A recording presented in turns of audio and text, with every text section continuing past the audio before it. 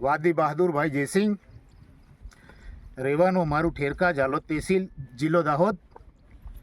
અહીંયા અમારી લગભગ 300-350 વર્ષની જૂની સ્મશાનો હતી।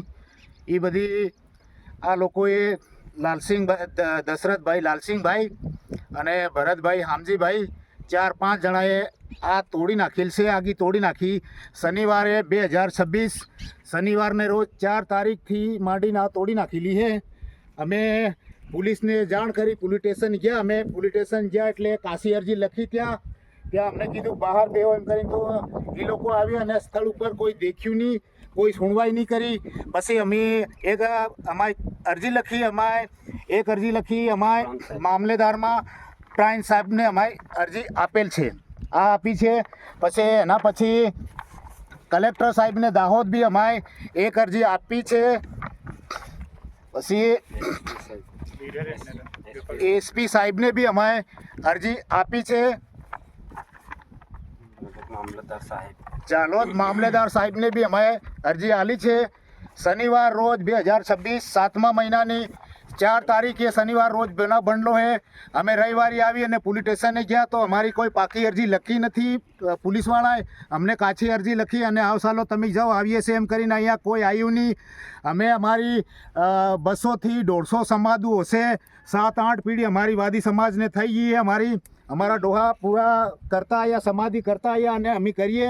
અને અમારે વાદી સમાજની બધી અલગ અલગ 10 મકાનો અલગ અલગ ફળિયાની અંદર છે। ઠેરકીમાં છે, મેલણિયામાં છે, બિયામાળી છે, પછી કિયાર ફળિયામાં છે, પછી સીતાવટલી છે, ગરાડું છે। એવા બધા ડોહા આગાડીના જૂના ડોહા રહેતા હતા સંપમાં। તો ત્યાંથી વાણિયાવાવથી બી માંડી અને અમારી સમસાનો મરી જાયેલા માણસોને લાવી અને અહીંયા ગાડી ઠેરકા માળ ફળિયાની અંદર અમારી સમાધુ કરેલી હતી।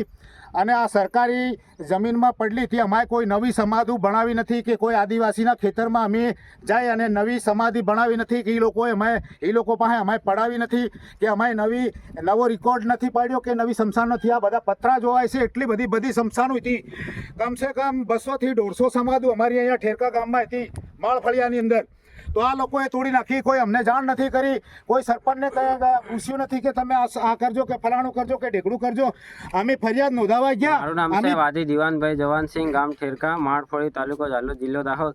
અમારા વાદી સમાજના જે પણ આગેવાનો છે આજે ભેગા થયા છે। અમારે 4 તારીખને આ બધી અરજી આવેલી છે સાહેબ, પણ કલેક્ટર સાહેબને પણ કોઈ આજ તક અમને કોઈ ન્યાય મળ્યો નથી। એટલે અમે કલેક્ટર સાહેબને એટલી નમ્ર અરજ છે કે અમને ન્યાય અપાવો, નહીં તો અમે ભૂખ હડતાલ ઉપર, આંદોલન પર ઉતરીશું। મારું નામ છે રાહુલભાઈ બહાદુર। કલેક્ટર સાહેબને બે હાથ જોડીને એટલી નમ્ર વિનંતી છે કે અમને આ ન્યાય અપાવો। બહાદુરભાઈ, નિરમાબેન, કલેક્ટર સાહેબને એટલી વિનંતી છે કે અમારો ન્યાય આલો।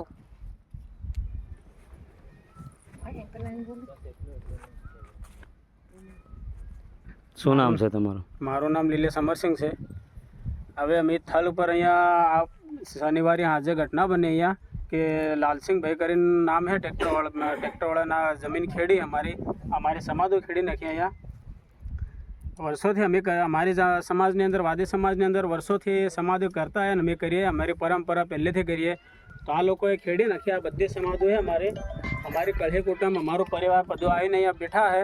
આજે 17 દિવસ થયા તો બી અમારું હજુ કોઈ નિરાકરણ આવ્યું નથી। સાહેબ ઝાલોદ પોલીસ સ્ટેશને બી અરજી આપી, પછી ઝાલોદ મામલાદાર અરજી આપી, દાહોદ એસપી સાહેબને અરજી આપી, દાહોદ કલેક્ટર સાહેબને બી અરજી આપી, તો બી મારું કોઈ નિરાકરણ હજુ આવ્યું નથી। આ જેને નુકસાન કરી આ અમારી સમાધિ એવી બનાવી આપે અને આ સરકારનો આ કાયદેસર ગુનેગાર થવો જોઈએ અને એમને સજા મળવી જોઈએ। તમારે શું વિનંતી છે કે કલેક્ટર સાહેબને અરજી આપી છે તો શું કરવાનું? અમારે એટલું અમારી સરકાર કલેક્ટર સાહેબ કને માંગ છે કે અમારી સમાધિ બનાવી આપે અને અમને આ ફેન્સિંગ તાર કરી આપે।